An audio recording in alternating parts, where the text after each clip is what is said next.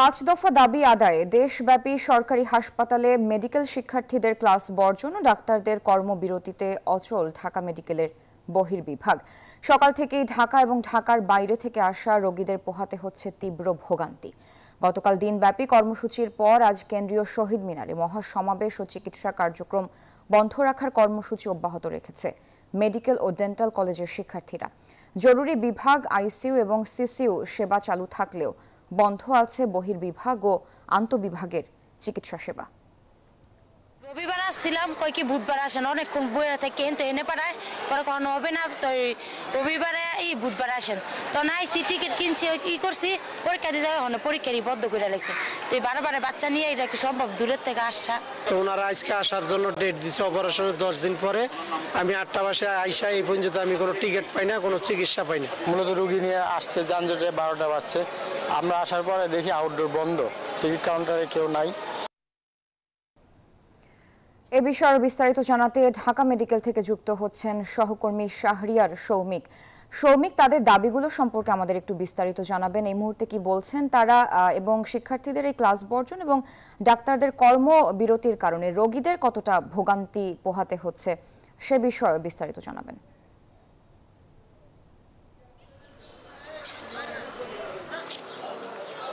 জি sir, আমি এই মুহূর্তে আছি ঢাকা মেডিকেলের বহির্বিভাগের সামনে। গতকাল দিনভর কর্মসূচির পর কিন্তু আজকে সারাদিনব্যাপী চিকিৎসা ধর্মঘট এবং ডাক্তারদের সকল কর্মসূচি কিন্তু প্রত্যাহারের ডাক দেওয়া হয়। তো আজ সকাল থেকে আমরা ঢাকা মেডিকেলে আছি। ঢাকা মেডিকেলে বহির্বিভাগের যে চিকিৎসা সেবা, সেখানে সকাল 8টা থেকে টিকিট দেওয়া শুরু হয় এবং সেই টিকিট কিন্তু বেলা 1টা পর্যন্ত দেওয়া হয়।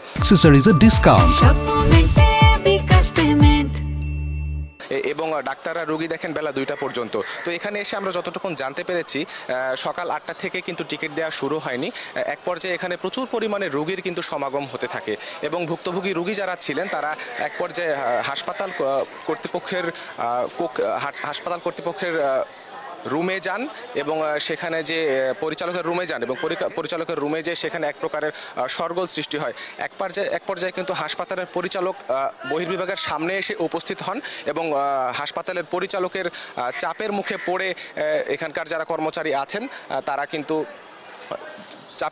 এখানে কিন্তু কিছুক্ষণ সময়ের জন্য প্রায় 1 ঘন্টা সময় এখানে টিকিট দেওয়া কার্যক্রম চালু থাকে। পরবর্তীতে কিন্তু এখান থেকে পরিচালক এই জায়গা ত্যাগ করার পর ঠিক তারপরই কিন্তু এখানে সেই টিকিট দেওয়া কার্যক্রম আবারও বন্ধ হয়ে যায়। আমরা এখানে থাকা বেশ কিছু ভুক্তভোগীদের সাথে কথা বলেছি, যিনি এসেছেন, কেউ এসেছেন ঢাকার বাইরে থেকে, কেউ এসেছে ঢাকার গাজীপুর থেকে, কেউ এসেছে চাঁদপুর থেকে। তারা এখানে এসে বলছিলেন যে তাদেরকে আগে আজকের তারিখে আসতে বলা হয়ে থাকলেও তারা এখানে তৎক্ষণাৎ এসে দেখে কোনো ধরনের সেবা কার্যক্রমই কিন্তু এখানে চালু নেই।